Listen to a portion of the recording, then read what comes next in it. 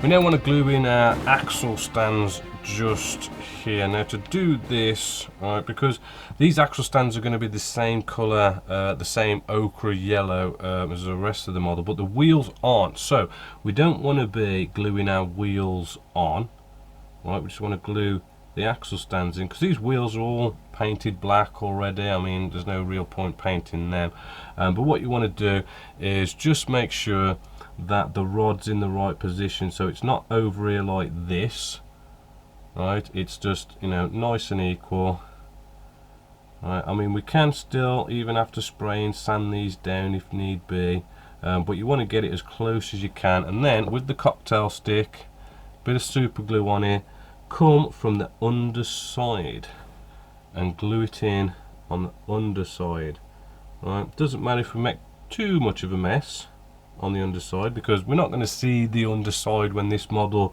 is all built, right? So, you know, we are clear to make a mess if need be. Don't come from the, say, the top side, right? And there you go, that is glued in. Now we want to prepare for spraying. Now what we can do here is, first off, we've got our big 12-pounder gun just here. We can, nice little cocktail stick, stick it in the hole that we've already drilled. If you find, in this case, the hole's not deep enough, plain and simply, we can take our cocktail stick and we can just snip a bit off the end, right, so it's less pointy, and then it should, as you can see, nicely be hands free, so we can spray this all nicely up. I know it's already painted black, but this one's that rare one that was just like perfect, but you're going to have ones like this which we've sanded up to get rid of the seam lines, and they're going to need respraying. And then I've just got here a nice bit of a bit of polystyrene, stick it in there, all nicely hands free, nicely left to dry. Also these as well, these little bits of brass, absolutely tiny little things, but they do have little holes in them, right? I know it's going to be a little bit fiddly, but you know, we can, you know, have them nicely hands free there just to spray them up. Or maybe if you wanted to do it on sort of like a production sort of level, you could get out all these tiny little pieces, and maybe you could find some sort of a rod or something, and maybe I don't know, sort of lightly glue them, maybe all in a line, say across some sort of a rod like this, and then spray them. It's totally up to you how you sort of go about it, but that's just one way. I'm just going to stick them on cocktail sticks. Cocktail sticks are pretty sort of cheap. Then we have our sort of the wooden part of our gun.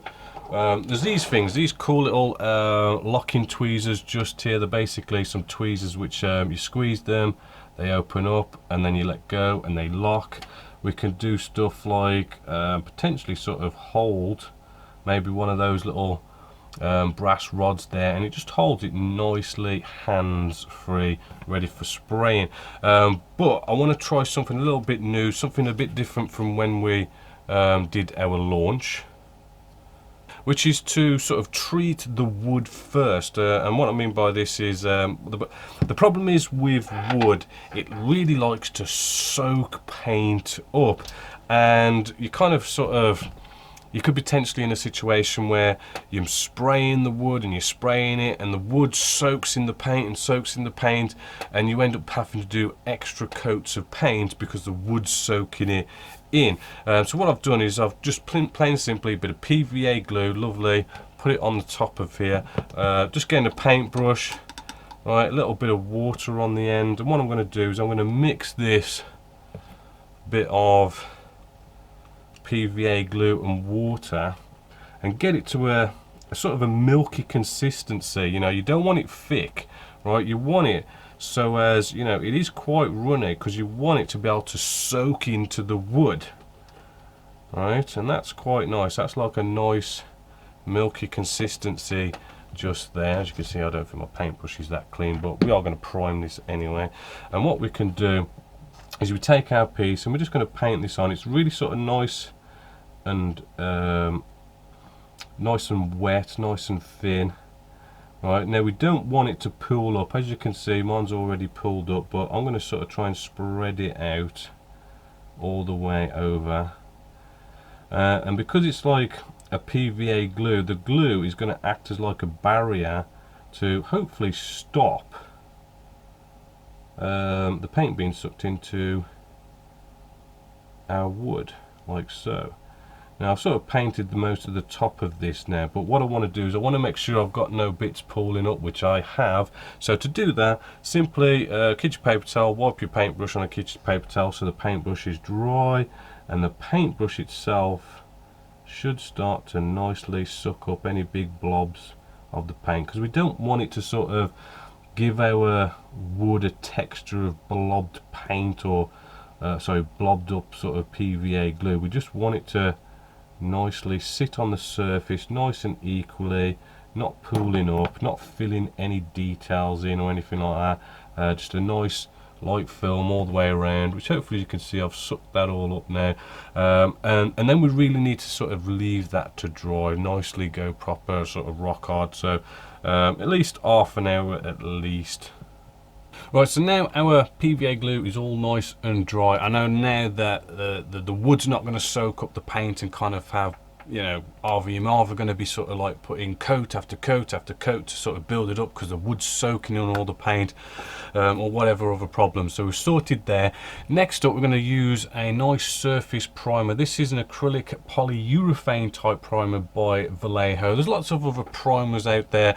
Basically, they're a bit more better formulated to stick to the model better, you know, prepare your model ready for all the spraying you're going to do or painting you're going to do. It just helps things sort of go down better. Not only that, being a grey is a nice colour to sort of do priming, because when it comes to priming as well, you've got to sort of keep in mind that we are going to be spraying this yellow, so it is kind of more crucial in this case, because you've got certain colours like say whites and yellows that if I was to spray yellow down onto this brown wood, we would be putting coat after coat after coat down, you know, to get a good base of yellow.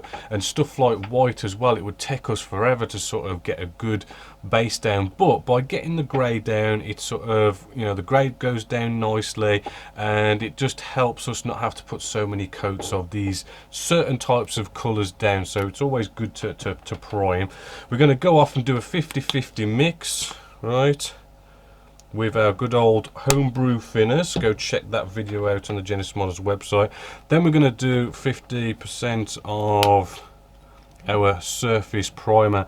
Now this surface primer can be sometimes a little bit tedious, right? I have actually shaken this off camera, right, because it can get a little bit bitty, and the problem is with airbrushing is you get your bits in your airbrush and it can clog up your airbrush. And this kind of product, because it kind of really sort of dries rock sort of solid, you get sort of like bits and whatnot. So I've shook it off camera, I've let it sit for about 2 or 3 minutes so all the bits sink to the bottom of the pot, and then what we pour in here should be nice and sort of just nice liquid.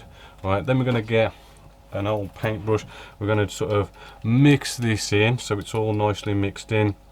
I have put in the thinners first, right, because with airbrushes there is a little bit of a reservoir right here where you can't sort of mix it. So by thinners going in first, it means we're going to spray out thinners first rather than the paint first and potentially clog up our airbrush. Right, it's always good to go thinners first. Right, and then pretty much like any other spraying we do, let's just get this on some locking tweezers just here. We're going to start off with that light misty coat where we almost don't even see it going down, just to sort of get, ooh, we don't want that to happen. Hold on, let's get these locking tweezers on a little bit better maybe. Now it does dry pretty quick as well. Whoa, and see, that is what you don't want. What I've just happened there, right, is basically I've been moving the airbrush and it's just come blasting right down just here. So again, as a kitchen paper towel, we want to clean that up pretty quick. Right, that doesn't normally happen to me. It probably does. It did when I first started airbrushing. So if you've just started airbrushing, right, it might not be a bad idea to get one of these. So I could just pull one off. See how it's got a cap on the top to prevent that kind of stuff. Right, now when it comes down to it as well, that's just blasted on there, but it is best to just let that dry and soak in, rather than trying to mop it up. If you start trying to mop it up, it's going to sort of leave marks and stuff. But hopefully, as you can see, we haven't really got, like, I mean, there's a bit of a splodge there, but actually that's going to sort of soak in sort of quite nicely. If it did kind of go that bad, I mean, it might be a case of sort of getting out cotton wool buds, getting out some thinners and just sort of wiping it all up and almost sort of starting again in some cases. But most of the time it does tend to just sort of, because it goes down on a blob, it does tend to sort of level out sometimes. But hopefully we won't have to, which we won't with this one.